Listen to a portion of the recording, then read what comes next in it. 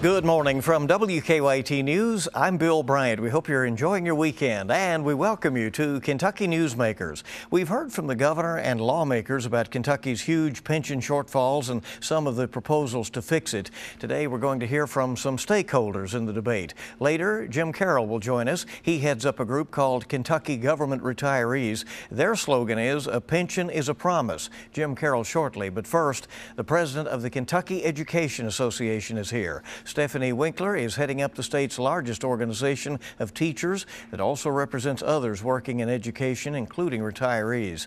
About a fifth of Kentucky teachers are currently retirement eligible but still working. And the pension problem has led many to either walk through the door or at least closely eye the exit.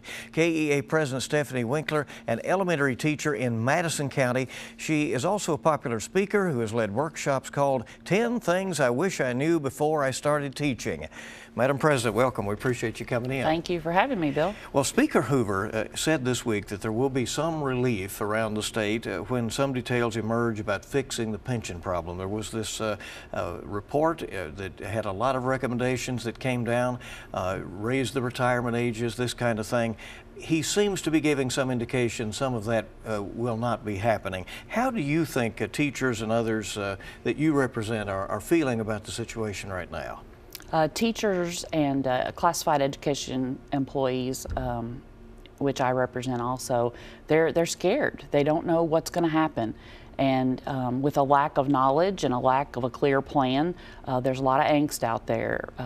They've been promised something the day they got hired, which is to have a safe defined benefit pension system that they could count on when they were done with their public service. And now all of that is in limbo. So people just want answers. They want to know what to do. They want to have time to act if they need to. And people just don't know whether or not that's going to be a possibility. Obviously, the governor and the education commissioner are begging teachers not to retire until they know what it is going to be in a final form. Do you think there will be a mass exodus here in the coming months with 1 out of 5 teachers eligible to retire?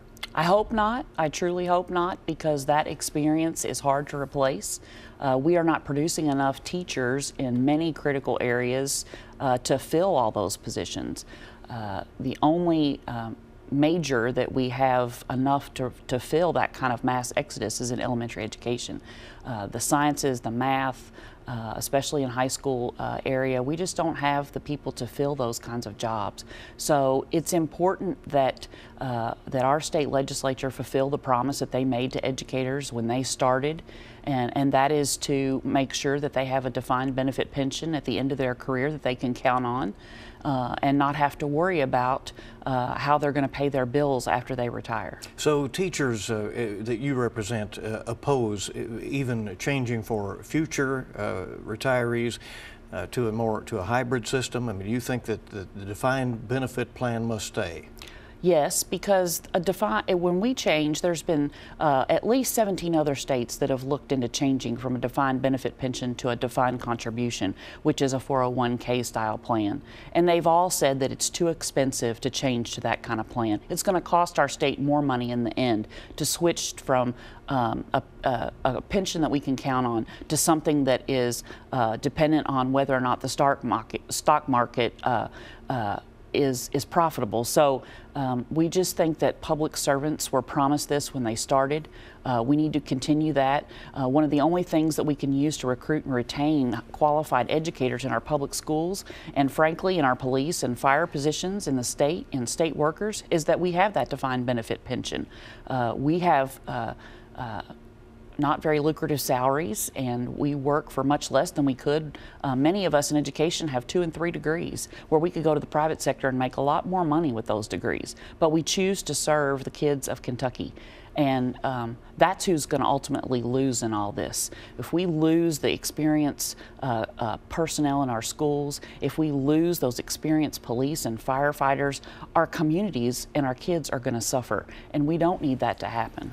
Do you acknowledge that Kentucky has gotten itself into a mess with Absolutely. this tens of billions of dollars in shortfalls across these pension funds at this point for a variety of reasons, including, as you mentioned, the legislature and former governors is not fully funding the pensions as they were supposed to do. Going forward, to get out of this mess, are teachers willing to, or those you represent, willing to give any ground on what has been promised? The bottom line is that the structural changes that have been proposed, structural changes are not needed because the structure of the plan is not broken. That's not the answer. The answer is that our state needs more revenue, and our legislators have to find dedicated streams of revenue to fund all parts of state government to help serve the public. And not only are our pensions in trouble, but public education dollars in general are at stake here. And no one wants kids to suffer in this state. And that's what we have to keep our eye focused on, is what's going to be the best for the future generations of this state. And to make structural changes at this stage in the game is just not the best decision for kids in this state. Some have starkly said, you know, that the retirements of teachers and other state employees and local employees was stolen to move to the other priorities in the state at the time. Do you agree with that? I don't want to go so far as to say it was stolen. I just think that they chose to make a priority other kinds of projects instead of fulfilling their obligation. You know, we don't get the luxury as private citizens. If we go and buy a car and get a loan, we don't have the luxury of defaulting on that loan. We can't just make half a payment for years and years and years and still retain that car. It's the same with the legislature. They can't continue to not fund something and expect it to be okay, and they need to find a way to fix what they have not paid. When you look at what they're facing, how far would you go in saying, I mean, they have a few options. Obviously, to increase taxes would be one to try to make these pensions whole. The other would be to do cuts to other priorities, and one of the large priorities of state government is public education. Absolutely. Is there a possibility that education would be cut?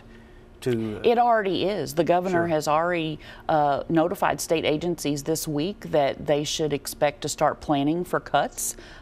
We've heard for but not elementary and secondary education. Well, in education, the Commissioner of Education has been challenged to cut $69 million out of his budget for this year. And to start planning for that as a possibility. Those are cuts that we can't recover from. Our eastern Kentucky counties now, with the unmined mineral tax changes, they are suffering greatly. And we have got to find a way, whether it's gaming. I mean, we have gambling now in this state. I mean, your station reported today about building a new track in Corbin. We have gambling, we have scratch-offs. That lottery money right now goes to funding scholarships for students. We have got to figure out a way to find revenue streams that will help the public and help create generations of great kids. And we just need to keep our eye on the ball and do that instead of publicly demeaning and scaring the public servants that work day in and day out to just do good for the public. Have some teachers been hurt by what has been said in this debate? Absolutely, yes. You know, our profession is not one that's very well respected, period. A lot of people take for granted what educators do day in and day out because they're not there. They don't see the sacrifices that are made from a bus driver and a cook feeding and helping kids and bringing them clean clothes, to the teachers that spend hours and hours away from their own families to help other people's children. We could go on and talk about the stories and the dedication of public school employees. But we are there because we love these kids. We take a smaller salary because we want to be there to help kids. And this pension problem has got to be solved, not on the backs of those employees, but as citizens of this state, we have to find a way to find revenue so that we can fund Medicaid, so we can fund education, so we can, fund the things that matter to our citizens and that will help them be successful in the future. And right now, I think our priorities are not on the right things. How loud are public classroom teachers prepared to get as this debate moves forward? Very. I think Our teachers are having town halls all over. They're asking their legislators to come and talk to them. They want to know that their legislators are going to be there to speak for them, and they're demanding it. And we have got to protect the people that protect our communities. And this issue is not just a public education issue. It's an issue about when you pick up that phone and you need to call 911 to have somebody come to your house because it's on fire. You want experienced and trained and people to fight that fire that are able to. You don't need a 65-year-old fighting a fire that can barely hold a pack. These are things that people need to think about.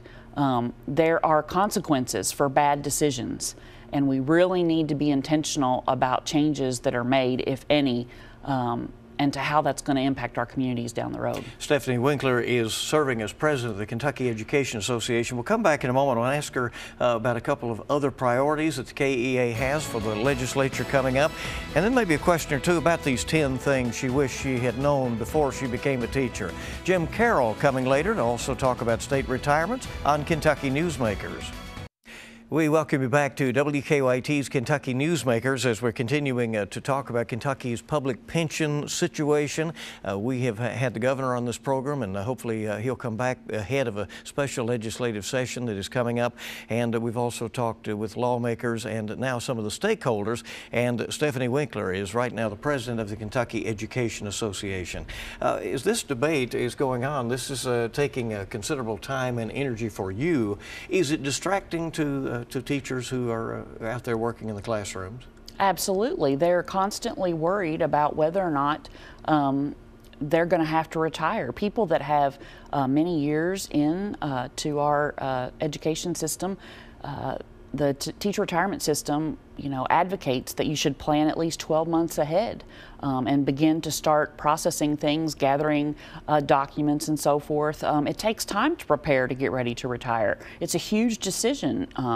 And when you've dedicated so many years to doing something that has a routine and a rhythm to it, it's a difficult change. And so we are not excited about the possibility of perhaps something happening one week and changes maybe taking place less than a month later. Of course, as you're aware, the governor and some key lawmakers have indicated that will not happen. There will not be an emergency clause, that this would take the normal course of taking effect, which would give some time. Right. Not enough in your view? Not for people who, that's the juxtaposition about making structural changes, Depending on what the structural changes proposed might be, might sway someone who has already planned their life path many years out. And if that life path changes, or they've done financial planning based on decisions that now have changed, that is not something that should be happening in 6 months or a year.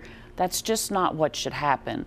In my talks with the governor, he's assured us that he wants to try to make as minimal impact as possible to those folks that have many years of service in.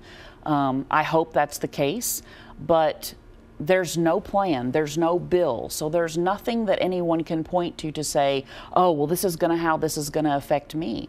And so people are just worried constantly about whether or not they're going to have to drop everything and make quick decisions. You talked about the pay scale, and that a few teachers are happy with that. But how enticing is the retirement, the 27 years of service and eligibility to retire?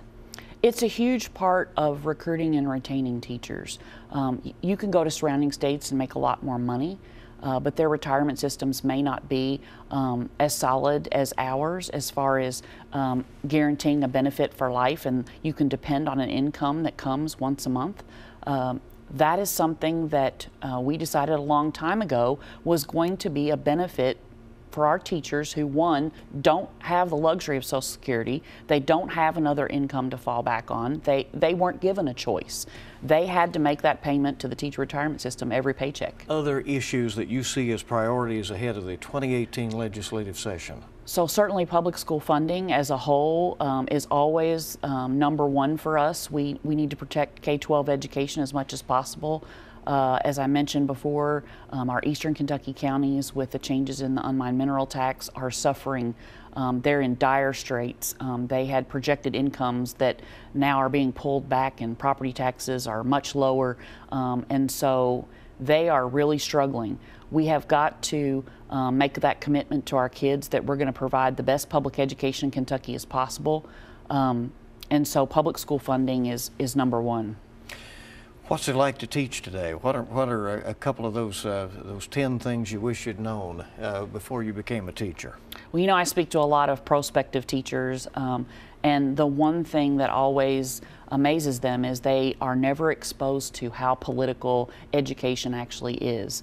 From the site-based councils, which have elected positions, to the school board members and how those elected officials impact education, then to the legislature, to Congress, to the president and the governor.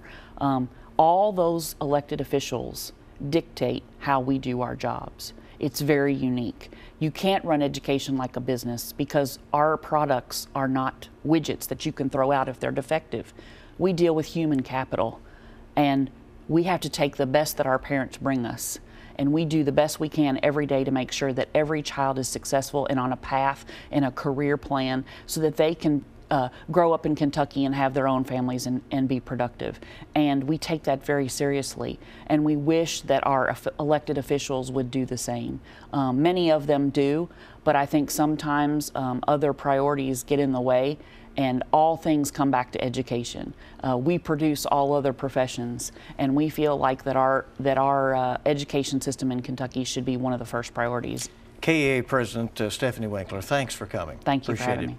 And we'll be back on Kentucky Newsmakers in a moment with Jim Carroll, who heads up a group of retired state employees who are also very closely watching the developments on pensions. Back in a moment. Welcome back to Kentucky Newsmakers on WKYT. Kentucky's public pension coffers are running tens of billions of dollars short. Governor Bevin says it's time to address it, and a group hired by the state recommends major changes, some of which the governor and lawmakers have already essentially ruled out. But it will take strong medicine to face up to the problem. Jim Carroll spent his career in state government, knowing all the while that he was promised a pension when he walked out the door.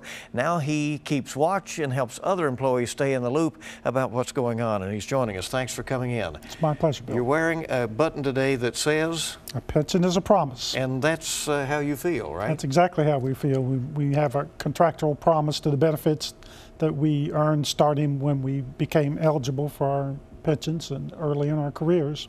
And from that time forward, we believe we have a contract right to those benefits.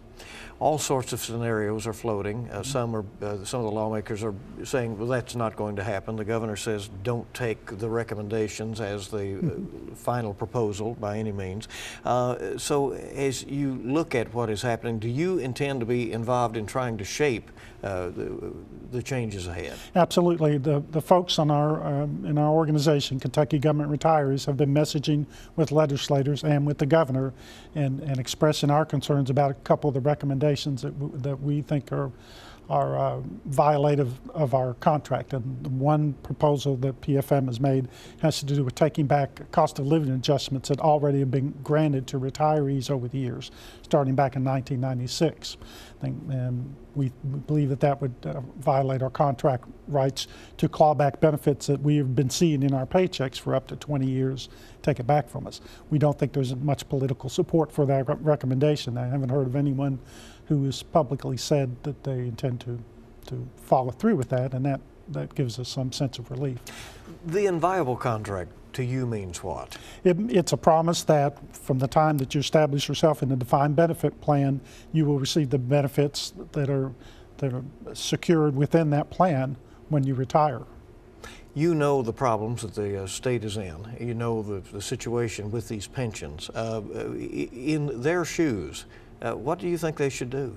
Well, there was a point when we thought there was a relationship between pension reform and tax reform, because early this year the governor said we need to do both of those together at the same time. Then for some reason a decision was made not to deal with both at the same time.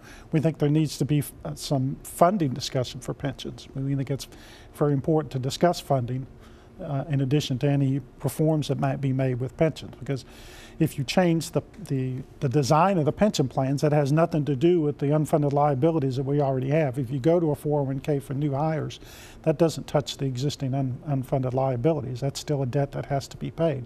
So we need to look at funding. And what we did this summer is do a survey of our folks, and we have 12,500 people in our organization, and we said, what are some funding suggestions? And casino gaming came up as one possibility. Medical marijuana came up as another possibility. Recreational marijuana was suggested, and then an increase in the cigarette tax. So those were some ideas around the funding. Nobody's going to propose something that's going to cure the problem. It's going to have to be something we're going to have to deal with over years and chip away at it. But we think that has to be part of the discussion. It took years to get here. Are you upset at how we got here? Well, yes, because basically what happened in the early 2000s, we were funded above 100% of the assets we needed for our long-term liabilities. But a succession of governors and legislatures decided not to put in the required amount for the employer contribution. The actuaries for Kentucky retirement system would present a bill, you might say, and this is how much the employer contribution needs to be, and the budgets that were passed simply didn't put that money in, and that's the primary reason for the shape that we're in and that's what you'll find in New Jersey, and that's what you'll find in Illinois. It's the states that failed to pay the actuarially required contribution that got into trouble, and it only makes sense. I mean, if you're not paying your bills, it's no different than having a mortgage where you pay maybe the principal but not the interest for 15 years. Yeah, you're going to be in trouble after 15 years, and then simply going and paying the mortgage amount, you know, the full mortgage amount from that time forward, that doesn't catch you up with all those years that you didn't pay. What is the situation that your particular fund is in right now? Well, the KERS non-hazardous fund is the one that state employees are in. And the funding ratio is about 13%. It has about 13% of assets to pay its long-term liabilities, and it's certainly the worst in the country. We have a severe cash shortage. Could obviously mean that the checks would stop coming if something isn't done, right? Well, it would mean that we could run out of money, and then either the state would find a way to finance it, or a judge would tell them that this is an obligation that you have and you shall pay them. And if that means raising taxes, and I mean, there's a case recently in Illinois where a city was about to default, and the judge said, well, you're going to raise your property taxes. Nobody in Kentucky wants a judge to decide how to handle this, and no judge wants to handle this situation by court order. So let's fix this before it comes to insolvency. We have about $2 billion in the fund, so we're not broke, but we need to continue to pay those contributions in future years in order to make sure we don't run out of money. In with your fund are the city and county employees. Exactly. Again, you've noted 13% funded. They want out of that. They want their own separate system. But you oppose that. Well, I'd like to know what the costs will be and what the administrative burden will be on Kentucky retirement system. They're down by 30 employees right now, and they're having trouble keeping up with the demand on the system in terms of people calling in and the like. So the separation, there was a bill in the last legislature that would have required KRS to spend 4 years basically managing the CERS until it's up on its feet and providing services for CERS. We as KERS beneficiaries derive no benefit from that, and we want to know how many hours of work will it take for KRS to do this, and should KERS and the State Police Fund pay any part of that separation? We don't see why it would, because we get no benefit at the end of it. Governor Bevin has urged state workers who are eligible to retire to stay until they see where this is going, and he promises no emergency clause will be put on this. Retirements, though, jumped 37% heading into September. Do you think retirement eligible employees are willing to take a wait-and-see attitude, or are they heading for the door? I am concerned right now that a lot of them are making an impulsive decision, and I think they should pump the brakes. Let's wait and see, first of all, what the governor and leadership propose in a bill. Then the bill will be introduced and it'll be acted upon. You don't want to make a decision on retirement if you're short of the full benefits you receive, because there's no going back. Once you've retired, there's no opportunity to go back into the system 6 months later and pick up any more benefits. Do you believe that most state employees consider their pension as a major part of their compensation package? Absolutely. I mean, because we know on the other end, state employees don't get regular raises. in their salary. So pensions obviously are part of that benefit package. And what are we going to do if we go to a 401k? We know they don't get raises, and their health benefits are good, but you take a decent, reliable pension benefit away from them. Who are you going to attract in state government to come to state government? And we need talent to do a job that's harder and harder every year. Take us back. Was there a time when it was so difficult to get state employees that these enticements had to be put in place to promise a 27-year career and then a pension?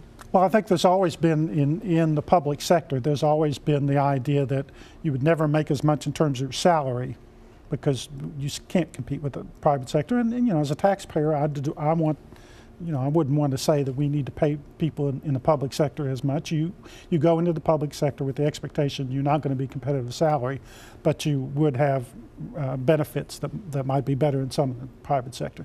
You know, we're not going to get Christmas bonuses. We're not going to get profit sharing, all the things that you get in the private sector, but you did rely on having benefits other than salary. A post on your site says, "We voted you in and we can vote you out." Just quickly, how much political muscle will you be trying to get out there in this?